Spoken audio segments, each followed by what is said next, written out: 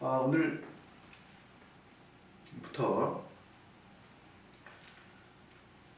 이 전체를 이루는 그 문법의 체계성 아래에 각 부분들을 공부를 해보려고 합니다.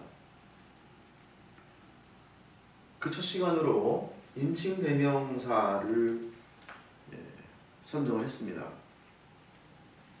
이 인칭대명사는 우리가 문법을 배우는데 아주 많은 의미가 있습니다.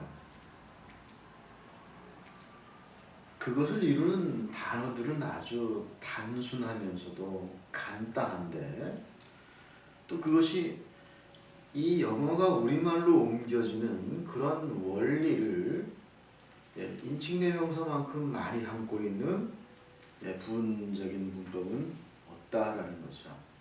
그만큼 인칭대명사는 영어의 문법 중에 가장 쉬운 것 중에 하나입니다. 사실 우리가 이 문법이라고 하는 것은 애초에 쉬운 것은 없습니다. 다만 저번 시간에 공부한 것처럼 단순한 문장과 그 복잡한 문장 간의 그런 어떤 그 차이는 있지만, 바로 문법은 우리가 중학교 1학년에 배우는 의문문이 중학교 3학년 때 배우는 관계대명사만큼 어렵지 않은 것이 아니라는 말이죠. 거기에다가 쉬운 단어만 집어넣을 뿐인 겁니다. 만약에 의문문에다가 어려운 단어를 집어넣게 되면 의문문도 어떤 것보다도 어려운 문법명이라고 하는 것. 그래서 우리가 이 문법이라고 하는 것은 원래 쉬운 것은 없었다, 그죠? 그래서 우리 첫 단추부터 잘 끼워야 되는 게 대단히 중요한데, 좀 전에 말씀드린 것처럼 이 인칭대명사라고 하는 것은 아주 쉽고 간단하면서도 영어가 우리말로 옮겨지는 그 원리를 이것만큼 많이 담고 있는 것은 문법 안에는 없다. 그래서 이 인칭대명사라고 하는 것을 제 첫 시간으로 한번 선택을 해봤습니다. 인칭대명사라고 하는 것은 이 대명사의 한 부분입니다. 대명사 안에는 이 인칭대명사뿐만이 아니고 지시대명사라는 것도 있고, 또 관계대명사라는 것도 있고, 또 부정대명사라는 것도 있고, 의문대명사라는 것도 있고, 그런 대명사 안에는 몇 개가 있는데 그 중에 인칭대명사입니다. 인칭이라고 하는 것은 뭔가를 칭하는 그런 대명사라고 하는 것이죠, 그죠? 그래서 이 인칭대명사 가진 의의는 좀 전에 설명한 것처럼 간단하고 단순한 단어들로 이루어져 있지만, 우리가 영어의 원리를 이것만큼 많이 설명해주는 그런 문법은 없다. 그러면서도 가장 쉽다는 것. 다른 문법들은 우리가 쉬운 단어를 거기에 넣어서 쉬울 뿐이지, 절대로 중학교 1학년 때 배우는 문법이 고등학교 때 배우는 문법보다 쉬운 게 아니다, 그죠? 다 똑같다. 그 높이가, 그 어렵고 한 정도가 거의 유사하다, 그죠? 몇 개만 빼면 거의 유사하다. 이렇게 이야기를 할 수 있습니다. 자, 그런 기본적인 생각을 가지고 인칭대명사를 바라봐줬으면 좋겠습니다. 이 인칭대명사는 바로 이 우리가 보통 이제 그 표로, 그죠? 우리 한국에서는, 그죠? 표로 정리해서 인칭대명사를 공부하게 되는데, 아주 그 표로 정리하게 되면 일목요연하게 잘 보이게 되죠, 그죠? 근데 그 인칭대명사 안에 있는 그 개념 중에 인칭이라고 하는 개념이 있습니다, 그죠? 어떤 것을 칭하는 개념이죠. 말하는 사람은 나, 그죠? 그리고 그걸 듣는 상대방 너, 그죠? 그리고 나도 너도 아닌 다른 3인칭인 그들, 아니면 뭐 그 남자, 그 여자, 그거, 뭐 이렇게 칭하는 인칭입니다, 그죠? 그 다음에 수라고 하는 또 개념이 들어있습니다. 단수인지 복수인지, 그 다음에 격이라고 하는 개념도 들어있습니다. 그래서 주격인지 소유격인지 목적격인지 같은 그런 개념이 들어있는데 한번 이것을 표로 그려보도록 이렇게 하겠습니다. 보통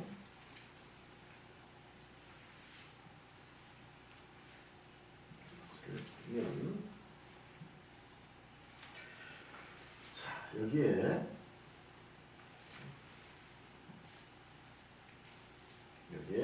수를 넣을 수 있을 것 같습니다. 단수인지 복수인지. 그래서 여기는 단수, 여기는 복수. 표를 위해서 복수가 좀 칸이 적으니까 이렇게 했습니다. 자, 복수. 그리고 이제 인칭이 이쪽에 인칭이 있는데 인칭. 그래서 1인칭, 2인칭, 3인칭이 됩니다. 그죠? 3인칭. 그래서 1인칭, 2인칭, 3인칭 단수죠. 단수에 해당되는 복수에도 물론 당연히 1인칭, 2인칭, 3인칭이 있습니다. 그 다음에 이 격이 그죠? 격은 이제 주격이라는 격이 있고, 그래서 1인칭 주격은 I, 그죠? 2인칭 you, 3인칭 he, she, it 이런 것들이 있죠. 단수하죠. 자, 1인칭 복수, 2인칭 복수, 3인칭 복수. 1인칭 복수는 나를 포함한 두 명 이상 우리라고 말합니다. 그죠? 그 다음에 이제 you라고 하는 거. 모양은 단수하고 똑같습니다. 문맥상으로 구분해야 되겠죠. 그 다음에 그들이라고 하는 3인칭 복수입니다. 그녀하고 그 남자 이런 것들이 같이 있으면 그들이 되는 거죠. 그죠? 나도 너도 아닌 그들. 이렇게 표현할 수 있습니다. 소유격이 이렇게 있고, 이제 자 목적격이 있습니다. 그리고 이게 소유 대명사가 있습니다. 이 소유 대명사는 말 그대로 대명사입니다. 얘들하고는 좀 다른 그렇게 취급을 해줘야 됩니다. 인칭 대명사처럼 대명사입니다. 그러니까 이 소유 대명사는 이 자체로도 이 수화격, 이 격을 그죠? 수화격, 격을 따로 갖출 수 있는 거죠, 그죠? 자 이렇게 놓고 보면 이건 이제 소유격의 I, my, 나의 그죠? 목적격 me, mine, 나의 것 이렇게 되죠, you, your 편의상 다 손자로 쓰겠습니다. you, yours. 그 다음에 he, his, him, his. she, her, hers. it, its, it. 이건 없습니다. 그 다음에 we, our, us, ours. 그 다음에 you, your, you, yours. they, their, them, theirs. 자, 이렇게 인칭대명사 표를 그리고 있습니다. 많은 책에서 이렇게 그리고 있습니다. 이제 이렇게 그려놓고 보니까 그죠? 좀 전에 말씀드린 것처럼 참 간단한 단순한 단어들이 이렇게 모여있는 것을 볼 수 있습니다. 그래서 여기 보면 그죠? 이 수가 하나인지 두 개 이상인지 단수, 복수. 인칭은 나, 너, 그것도 아닌 타인들. 그거 3인칭이라고 말하죠. 복수도 있습니다. 그 다음에 이제 이렇게 여기 이제 격의 개념이 있는데 그죠? 요 격의 개념. 이 격이라고 하는 요 것은 그죠? 뭐냐면은 예, 바로 이 여기 이 격 이 줄에 있는 이 단어들은 모두 어떠한 문장에서도 이러한 형태의 모양이 보이면 이것은 뭐라고 문장 안에서 주어가 되는 그런 단어들의 모임이라고 이렇게 파악을 하면 되겠습니다. 그래서 우리말로 은는이가 중에 하나를 그죠? 붙이는 그런 단어들이다라고 이해하면 되겠고, 소유격은 일종의 이제 형용사라고 그죠? 뒤에 어떤 소유의 대상이 되는 명사를 두는 그런 단어로 우리의 무엇의로 이렇게 해석이 되는 그런 이해하면 되겠습니다. 당연히 목적격은 뭐죠? 목적어가 되는 격으로 앞에 타동사가 있는 거죠. 그 타동사의 대상이 되는 그것을 우리는 목적어가 되는 그런 단어들이다. 그것이죠. 그렇게 이해하면 되겠습니다. 소유대 명사는 나중에 좀 더 하겠습니다. 다만 이 대명사라고 하는 것은 인칭대명사와 똑같은 거죠. 그런 그것처럼 수도 가질 수 있고 격도 가질 수 있다라고 하는 거, 또 인칭도 가질 수 있겠네, 그죠? 그거는 따로 이해하면 되겠습니다.